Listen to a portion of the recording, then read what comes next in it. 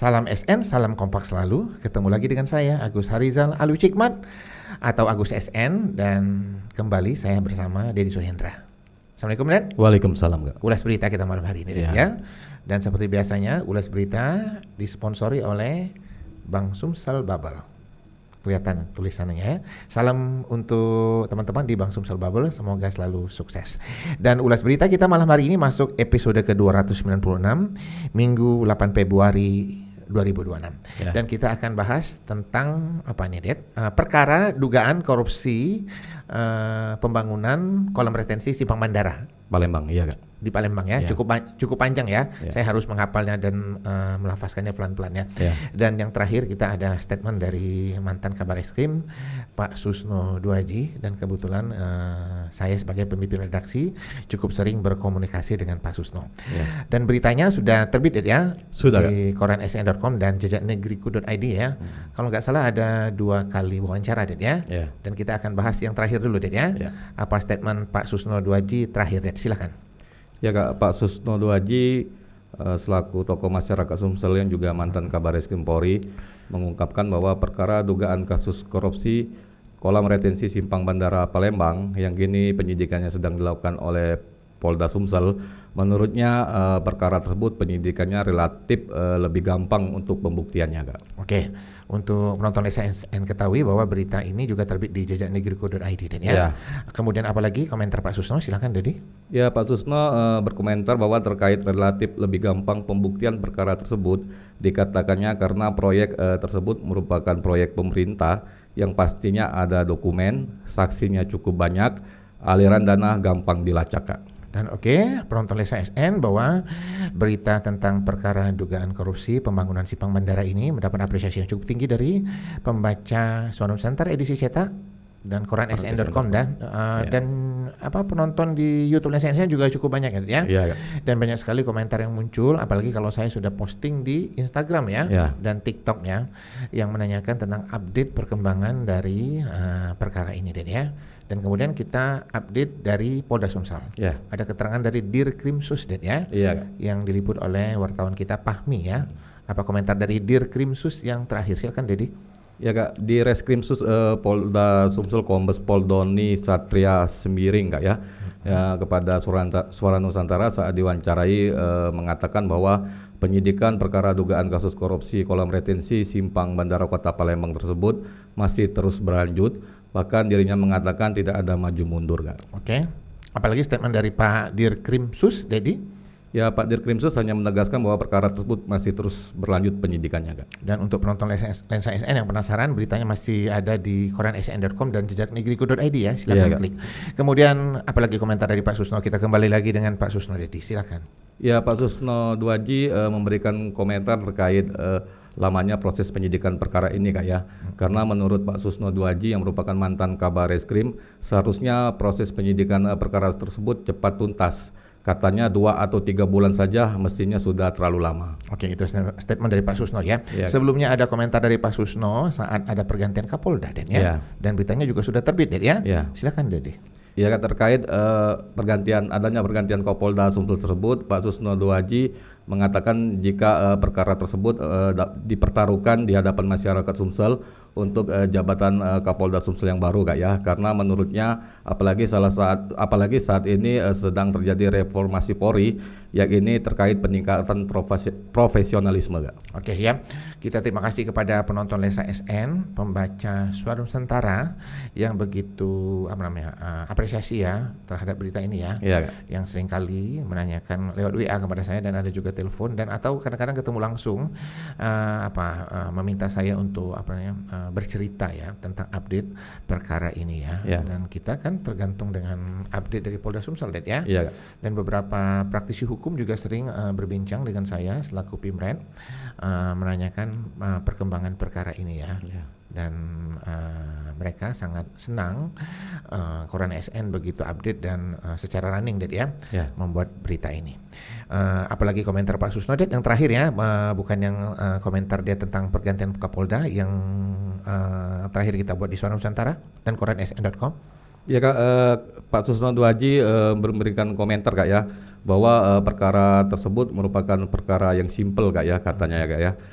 Selain itu, Pak Susno juga mengungkapkan bahwa perkara dugaan korupsi kolam retensi Simpang Bandara Palembang ini juga merupakan perkara yang sederhana sehingga jika tidak tuntas sungguh sangat disayangkan. Oke ya, Pak Susno sendiri sudah beberapa kali Ded ya berkomentar tentang perkara ini Ded ya. Iya, dan kita yakin ya Polda Sumsel dapat menuntaskan perkara ini ya.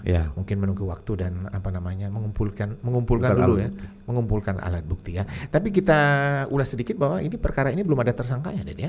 Belum ada tersangkanya Kak. Waktu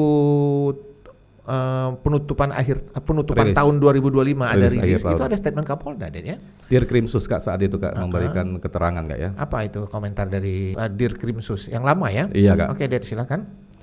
Dirkrimsus Polda Sumsel yang saat itu dijabat oleh Kombes Pol Bagus Supratomo Oktobrianto Kak ya. Memang terkait perkara tersebut belum ada penetapan tersangka. Dikatakannya pihaknya sejauh ini telah memeriksa 68 saksi dan itu banyak ya. Iya Kak, dan 2 ahli. Sedangkan untuk penetapan tersangkanya katanya nanti menunggu gelar perkara terlebih dahulu Kak. Oke ya. Kita mendapat atensi juga ya. Katanya Suara Nusantara ada apa di balik pembuatan berita ini ya? Perlu kita jawab dalam tayangan Lensa ini. Tidak ada apa-apanya kita membuat berita berdasarkan fakta yang ada ya. Tidak ada dilatar belakangi apapun ya. Karena ada laporan terhadap perkara ini dan kita membuatnya dan kita update-nya kita buat terus ya. Dan kita juga melengkapinya dengan berbagai komentar. Efek pembuatan berita ini dari koreansn.com juga cukup luas ya.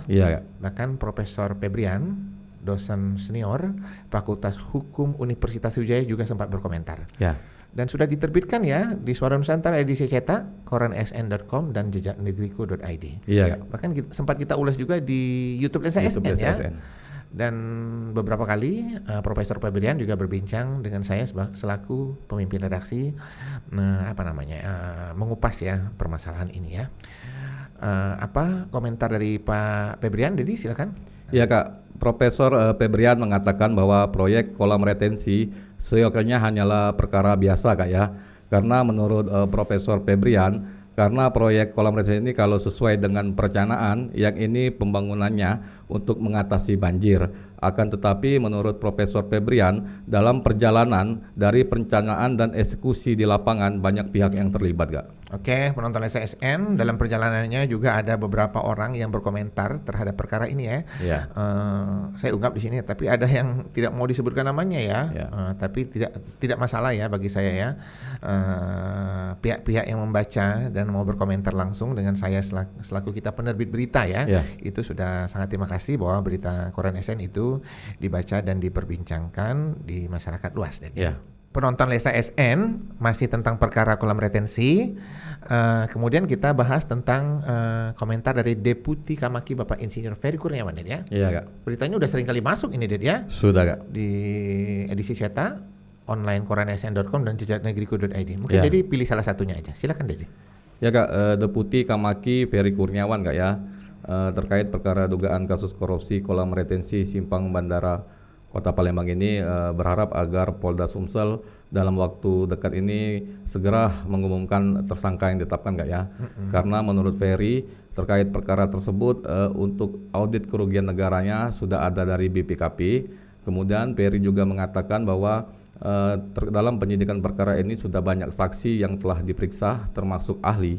Dari itulah Kamaki mempertanyakan menunggu apa lagi Polda Sumsel untuk menetapkan tersangkanya Kak. Satu lagi tentang komentar dari Pak Ferry. Apa dia yang mau diulas? Ya Kak, Deputi Kamaki juga meminta agar Polda Sumsel menelusuri terkait aliran uang soal ganti rugi lahan untuk pembuatan kolam retensi tersebut Kak ya. Oh, tentang aliran uang ini ya? Iya Kak. Ya Kak, karena menurut Ferry anggaran untuk ganti rugi lahan tersebut terlalu besar Kak. Oke, kita lanjut lagi ulas berita ya. Tapi ini bukan tentang perkara kolam retensi dan ya. Ini ada berita membahagiakan ya. Karena saya sering kali berkomunikasi dengan Pak Susno ya.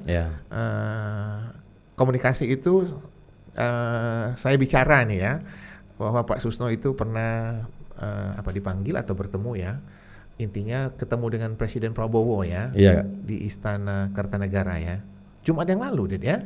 Iya Kak, Jumat tanggal 30 Januari 2026, Kak. Oke, dan saya menanyakan tentang pertemuan ini lewat jaringan telepon ya. Waktu itu Pak Susno ternyata sudah di Hong Kong ya. Hong Kong, Kak. Dan di Hong Kong, dan dia bercerita bagaimana pertemuan Pak Susno Duaji dan tokoh-tokoh nasional lainnya ya.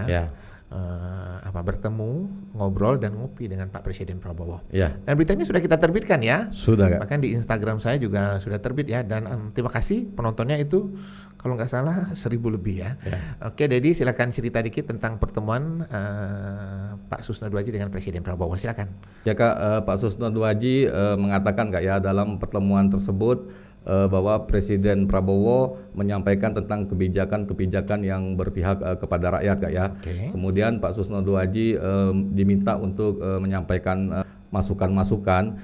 Dari saat itulah dirinya mengatakan bahwa dirinya menyampaikan tentang penegakan hukum, tentang pertambangan, kebun sawit, reformasi Polri, dan juga tentang korupsi, Kak. Oke, lewat perbincangan lewat telepon, Pak Susno juga menyampaikan bahwa pertemuan dengan Presiden Prabowo itu dilakukan dengan suasana sangat santai ya. Iya, Kak. Bahkan di sela obrolan tokoh-tokoh yang hadir itu dipersilakan untuk menyampaikan pendapat ya.